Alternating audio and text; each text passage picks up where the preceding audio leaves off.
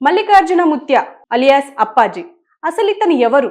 దాదాపు 8 సంవత్సరాలుగా ఇతను ఇంత జ్యోతిష్యం చెప్పడం, లేకపోతే వాళ్ళ భవిష్యత్తు చెప్పడం, వాళ్ళకు ఎలాంటి సమస్యలను తీర్చే, అంటే మీరు ఇది చేస్తే బెటర్ గా అవుతారు, ఇది చేస్తే నష్టపోతారు అని చెప్పి అనడం. ఎమ్మెల్యేలు సైతం ఆయన దగ్గరికి వెళ్ళి ఆయనను దర్శించుకుంటున్నారు అని చెప్పేసి మనకి ఇప్పుడు ఈ మధ్య సోషల్ మీడియాలో బాగా వైరల్ అవుతుంది. సోషల్ మీడియా గురించి మనం ప్రత్యేకంగా చెప్పుకోకర్లేదు. ఎందుకు అనంటే సోషల్ మీడియాలో ఒక్క వీడియో మనం మొన్న చూసినాం. మోనాలిసా కుంభమేళలో పూసలు అమ్ముకునే అమ్మాయి ఎంత వైరల్ అయ్యిందో, ఇప్పుడు పూసలు అమ్ముకునే అమ్మాయి జ్యువెలరీ షాప్ ఓపెన్ చేసేంత ఎత్తుకు ఎదిగింది అని అంటే అది కేవలం సోషల్ మీడియా. ఈవెన్ చాయ్ అమ్ముకునే చాయ్ వాళ్ళ కూడా డైరెక్ట్ బిల్ గేట్స్ ని కలిశారు అని అంటే కేవలం సోషల్ మీడియా. కచ్చా బాదం కూడా అదొక సెన్సేషన్ అవ్వడం కూడా దానికి కూడా కారణం సోషల్ మీడియా. అయితే ఈ సోషల్ మీడియా వల్లనే ఇలా బయటకు వస్తున్నారా? ఎందుకంటే మనం రీసెంట్ గా నాగభవిత గురించి మాట్లాడుకున్నాం. ఇప్పుడు కూడా అఘోరి ఇంకా ఎక్కడెక్కడనో వెళ్ళి ఎంత సంచలనం సృష్టిస్తుందో మనం చూస్తున్నాం. కానీ మనం ఆమె గురించి ఎక్కువగా మనం ఎక్స్పోజ్ చేయడం లేదు. ఎందుకంటే ఆమెకు ఆల్రెడీ రావాల్సిన హైప్ మనం ఆల్రెడీ తీసుకొచ్చేసాం కాబట్టి ఆమెను పక్కన పడేసింది సోషల్ మీడియా. కానీ ఇప్పుడు మాత్రం ఈ మల్లికార్జున ముత్య అనే వ్యక్తి ఎవరు? అసలు ఇంత హైప్ ఎందుకు వచ్చింది? నిజంగానే ఆయన దగ్గరికి వెళ్తే కోరుకున్న కోరికలు తీరుతున్నాయా అని అంటే చాలా మంది అవునానే అంటున్నారు. అంటే ఆయనను కలిసిన వాళ్ళు ప్రతి ఒక్కరు పాజిటివ్ గానే చూస్తున్నారు. అసలు ఏం అక్కడ స్కామ్ ఏం జరగట్లేదు, డబ్బులేం తీసుకోవట్లేదు, ఇంకా వెళ్తే భోజనం పెడుతున్నారు అని అంటున్నారు. మరి దీని అంతటికి అసలు ఎవరైనా ఈయనకు డబ్బులు ఎక్కడి నుంచి వస్తున్నాయి, అసలు వెళ్ళిన దగ్గర డబ్బులు కూడా తీసుకోవట్లేదు అని అంటున్నారు. అసలు ఎలా దర్శించుకుంటున్నారు అందరూ, ఈవెన్ అసలు ఎలా జరుగుతుంది అనేది. సో ఇదంతా మాట్లాడుకునే ముందు ఒక్కసారి మనకు వైఎస్ బాలకృష్ణ గారు ఉన్నారు, అఘోరా ఆధ్యాత్మికవేత్త, ఆయనతో మాట్లాడే ప్రయత్నం చేద్దాం. హలో హలో గురుగారు, నమస్కారం. నమస్తే అమ్మా. గురుగారు, మీరు చెప్పండి, ఈ మల్లికార్జున ముత్య అలియాస్ అప్పాజీ ఎవరై ఉంటారు? అసలు ఈయన దగ్గరికి వెళ్ళిన ప్రతి ఒక్కరూ కోరిన కోరికలు తీరాయి, మాకు మంచి జరుగుతుంది అని చెప్పేసి అంటున్నారు. జన్మనిచ్చిన తల్లిదండ్రులకు నమస్కరిస్తూ విశ్వేశ్వర గణాక్షిస్తూ కోరిన కోరికలు తీరుతున్నాయి అని అంటే ఎక్కడ తీరినాయమ్మా? ఎవరు చెప్పారు తీరినాయని? ఆయన దగ్గరికి ఒక రాజకీయ నాయకుడు వెళ్తే గెలుస్తారు అని చెప్పాడు, ఆయన ఓడిపోయాడు. సరే, ఆయన చెప్పేవన్నీ కరెక్టా కాదా అనేటువంటిది పక్కన పెడితే, నేను అతని గురించి మొన్న ఒక వారం రోజుల క్రితం రిటైర్డ్ ఆర్మీ ఆఫీసర్ తో మాట్లాడాను. మాట్లాడితే ఆయన చెప్పింది ఏంటంటే, సార్ అక్కడ ఉన్నటువంటి ఆ ఏరియా యాద్గిరి సమేదో ప్లేస్ చెప్పాడు ఆయన, గుల్బర్గా దీంట్లో. అది సామాన్యంగా నిరక్షరాస్యులు ఎక్కువగా ఉన్నారండి అక్కడ. అక్షర జ్ఞానం లేని వాళ్ళు ఎక్కువగా ఉన్నారు. వాళ్ళ ఫాదర్ కూడా ఇలాగే చేశారు. అతన్ని చంపటమో చనిపోవటమో ఏదో జరిగింది. నాకు తెలిసినంత వరకు అతను కరెక్ట్ కాదండి, ఫ్రాడ్ అని చెప్పాడు. ఆ తరువాత వేరే నేనేదో ఛానల్లో చూసినప్పుడు ఏంటయ్యా అంటే, నాకు అన్నిటికన్నా చాలా ఆశ్చర్యం కలిగించిన విషయం ఏంటంటే, ఎవరి దగ్గర రూపాయి తీసుకోడు, ఎన్ని వందల మంది వేల మంది వచ్చినా భోజనం పెడుతున్నాడు. ఎలా పెడుతున్నాడు? 18 లక్షలు 20 లక్షలు అప్పు ఉందని చెప్పుకుంటున్నాడు. అంత అప్పు నేను భోజనాలు ఎలా పెడుతున్నారు? ఏ రాజకీయ నాయకులు వెనకాల ఉన్నారు? ఎవరి డబ్బులు సహాయం చేస్తున్నారు?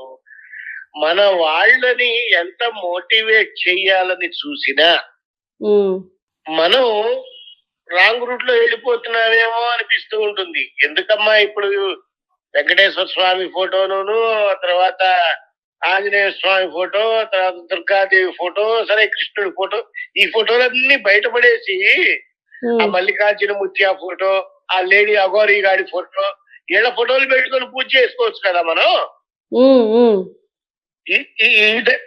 ఈ దరిద్రాలన్నిటినీ మనం రోజుకో దరిద్రం చెప్పుకుంటూ పోతూ ఉంటే జీవితకాలం పాటు ఇలాగే చెప్పుకుంటూ వెళ్ళాలి. ఎవరు కూడా భవిష్యత్తుని నిర్ణయించటం అనేటువంటిది జరగని పని. అంటే ఇప్పుడు అక్కడికి వెళ్ళిన భక్తులు విషయంలో అసలు అతను వెళ్ళగానే వాళ్ళ పేరుతో సహా వాళ్ళ పూర్తి డీటెయిల్స్ చెప్తున్నారంట, ఈవెన్ వాళ్ళ కాంటాక్ట్ నంబర్ కూడా చెప్తున్నారంట. మరి ఇదంతా ఎలా సాధ్యం అవుతుందంటారు? అమ్మా అక్కడంతా ఒక గ్రూపిజం లాగా నడుస్తోంది. నేను ఆల్రెడీ ఒక ఛానల్ లో చూశాను అతని ఇంటర్వ్యూ, కన్నడ ఛానల్ లేకపోతే తెలుగు ఛానల్ గుర్తులేదు కానీ ఓకే అతను వాటర్ బాటిల్ కన్నా కూడా అతని పేరే వస్తుంది ఫోన్ పే లో. సో లాస్ట్ 4 digits చెప్పడం పెద్ద కష్టమైన పని ఏం కాదు. అవును సరే నిజంగానే చెప్తున్నాడు అని అనుకుందాం అమ్మా కాసేపు. నిజంగానే చెప్తున్నాడు, మన ఫోన్ నెంబర్లు చెప్తున్నాడు, మన తాతల పేర్లు చెప్తున్నాడు. అయితే ఏంటి ఓకే అయితే ఏంటి అంటే మనము ఒకరికి ఇలా ప్రస్తావించకుండానే మన డీటెయిల్స్ చెప్తున్నాడంటే ఏదైనా మనకు ఫ్యూచర్ లో అవసరమైంది, మన కోరికను తీర్చేలాగా ఈయన దగ్గర ఏదైనా శక్తి ఉందేమో అని చెప్పేసి భక్తులు అనుకుంటున్నారేమో కదా గురుగారు. కరెక్టేనమ్మా, మీరు అన్నది కరెక్టే. అన్ని చెప్తున్నాడు, అతని దగ్గర ఏదో ఒక తెలియనటువంటి పవర్ ఉంది, తెలియనటువంటి ఒక శక్తి ఉంది అని అనుకున్నప్పుడు రేపేం జరుగుతుందో చెప్పమనండి. రేపు ఏం జరుగుతుంది అంటే ఇది ఒక సవాల్గా చెప్తున్నారా గురుగారు మీరు? ఖచ్చితంగా. ఇప్పుడు చాలా మంది ఉన్నారమ్మా ఇలా చెప్పేవాళ్ళు. ఆ లెక్కను చూస్తే నిజంగా మాట్లాడాలి అని అంటే ప్రకృతిని ఎదురించి నిలబడగేటువంటి శక్తి నాకు తెలిసినంత వరకు ఎక్కడా లేదు. ఓకే జ్యోతిష్యులు కూడా భవిష్యత్తులో ఇలా జరుగుతుంది, కాస్త జాగ్రత్త పడండి అని చెప్తాడు గాని ఖచ్చితంగా ఇదే అవుతుంది, ఇలాగే చెయ్యాలి మీరు అని చెప్పరు. ఇలాంటి వాళ్ళు రోజుకి కొన్ని వేల మంది పుట్టుకొస్తూ ఉంటారమ్మా. ఖచ్చితంగా మనమే ఎంతో మంది గురించి మాట్లాడుకున్నాం గురుగారు. అలా పుట్టుకొచ్చిన వాళ్ళు, అంత గొప్పగా మాట్లాడే వాళ్ళు కరోనాని ఎందుకు ఆపలేకపోయారు? ఇప్పుడేదో కొత్త వైరస్ వస్తుంది అదేదో, దాన్ని ఎందుకు చెప్పలేకపోతున్నారు? ఇవన్నీ ఏంటంటేనమ్మా, నేను ఇందాక చెప్పినట్టుగా మనం పూజించే హిందూ దేవుళ్ళ ఫోటోలన్నీ తీసేసి గంగలో కలిపేసి ఈ ముత్యంగాడి ఫోటో, ఆ లేడీ అఘోర దరిద్రుడి ఫోటో, ఇలాంటి ఫోటోలు పెట్టుకుని పూజ చేసుకోవాల్సి వస్తుందేమో. కలికాలం కలి ప్రభావం ఇట్లాగే ఉంటుంది. అంటే ప్రతిసారి హిందువుల్ని అమాయకులను చేసి ఇలా ఆడుకుంటున్నారు, ఇలా దేవుడు అని చెప్పుకోవచ్చు అంటారా? అమ్మా హిందువులను అమాయకులు చేశారని అనొద్దాం. ఎందుకంటున్నానంటే ఈ మాట, హిందువులు మూర్ఖులు, అమాయకులు కూడా కాదు. అమాయకులు కూడా కాదు, మూర్ఖులు అని ఎందుకన్నానంటే చిన్న ఉదాహరణలు 2-3 చెప్తా కావాలండి. చెప్పండి. ఇప్పుడు లేడీ అఘోరాని తెగ మెచ్చుకున్నారు కదా మన వాళ్ళు ఇంటికి తీసుకెళ్లి భోజనం కూడా పెట్టారు. అవును, వాడు కదవని తెలుసు కూడా ఎందుకు పెట్టారు? దాన్ని ఏమనాలి? మూర్ఖులనికి ఏమనాలమ్మా? ఖచ్చితంగా. ఇప్పుడు మనం ఏది అసలు మన భగవంతుళ్ళని మనం కొలిచేటట్టుగా ఉండి మనం నమ్మితే జరగని పనులంటూ ఏం ఉండవమ్మా. భగవత్ శక్తి కన్నా మానవ శక్తి ఏం పెద్ద గొప్పది కాదు. సృష్టి స్థితి లయ కారకులు వాళ్ళనే మనం సరిగ్గా కొలవలేకపోతున్నాం.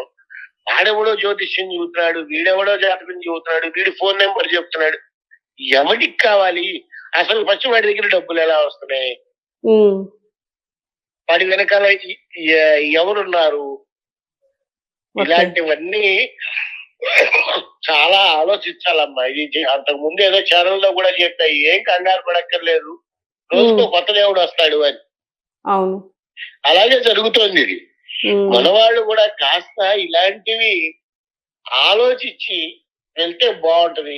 ఒకడు వెళ్ళడం, షూట్ చేయటం, రావటం, ఇక అది వైరల్ అయిపోవటం, మనమే వైరల్ చేస్తున్నాం. అంటే సోషల్ మీడియానే ఇలాంటి వాళ్ళని, ఇప్పుడు మొన్న రీసెంట్ గా చూసుకోవచ్చు, కుంభమేళలో మోనాలిసా ఎలా వైరల్ అయిందో మనం చూసాము. అంతకు ముందు ఎంతో మందిని వైరల్ చేస్తూనే ఉన్నది సోషల్ మీడియా. ఇప్పుడు ఈ తరహాలోనే ఈ మల్లికార్జున ముత్య అంటారా? ఇప్పుడు కుంభమేళాలో మోనాలిసాలు వైరల్ చేశారు అంటే ఒక విధంగా కాస్త పోన్లే, ఏమీ లేని పిల్లకి ఒక సినిమా అవకాశం వస్తుంది అనే ఆశ ఉంటుంది, అది మంచి అని అనుకోవచ్చు. ఓకే, ఇలాంటి పెద్దవాళ్ళందరినీ ఎంకరేజ్ చేస్తే ఎక్కడుందమ్మా? పైగా ప్రతి ఒక్కరిని కొడతాట. అవును, కొట్టడం ఏంటో తెలియదు నాకు అసలు. వాడు తిప్పి చూస్తే వాడికి నూనె మీసాలు కూడా రాలా వెదవకి. వాడికి 23 సంవత్సరాలు అని తెలుస్తుంది గురుగారు. వాడు మళ్ళీ భవిష్యత్తు చెబుతాడు. వాడి భవిష్యత్తు భగవంతుడు నిర్ణయిస్తాడు, ఏ కంగారు పడక్కర్లా. ఇదే సోషల్ మీడియా మేబీ రేపటి నాడు అంటే ఇప్పుడు లేపింది, రేపటి నాడు ఎత్తేసినా ఎత్తేస్తుంది పైకి తీసుకెళ్లి. ఖచ్చితంగానమ్మా. ఏ సోషల్ మీడియా అయితే టాప్ లో కూర్చోబెట్టిందో అదే సోషల్ మీడియా అధపతనానికి దించేస్తుంది. ఖచ్చితంగా ఇలా ఉదాహరణలు చెప్పాలంటే చాలా ఉన్నాయి. మన సోషల్ మీడియాలోనే చాలా ఉన్నాయి. అవును. ఒక సౌందర్య గారు అనుకో, ఒక నాగభవిత గారు అనుకో, వీళ్ళందరూ ఇప్పుడు కొత్తగా మళ్ళీ ఇంకోటి వస్తున్నాడు, నేనే కలిగి, వీళ్ళందరూ పెంచి తర్వాత దింపేసేది సోషల్ మీడియానే. అందుకే ఎప్పుడు చెప్తూనే ఉంటాను నేను, మనం మీడియా ముందుకు వచ్చిన తర్వాత మనం మాట్లాడే మాట ఏం మాట్లాడుతున్నాము అనేటువంటిది మనసులోనే ఒక 10-20 సెకండ్స్ ఆలోచించుకొని బయటకి మాట వదిలితే ఒక గౌరవం ఉంటుందమ్మా. ఓకే గురుగారు. అంటే ఇప్పుడు ఫైనల్ గా ఈ మల్లికార్జున ముత్య అలియాస్ అప్పాజీ ఫేక్ దేవుడు, అప్పాజీ దయచేసి అప్పాజీ అని అనకండి అమ్మా. ఆయనే మెన్షన్ చేసుకున్నారు గురుగారు. ఆయన మెన్షన్ చేసుకున్నాడు. వాడు వెదవా అప్పాజీ అంటే మాకు మళ్ళీ మా గురువు గారి పేరు, అది గడప సత్యనారాయణ స్వామిజీ వారి పేరు. ఓకే గురుగారు.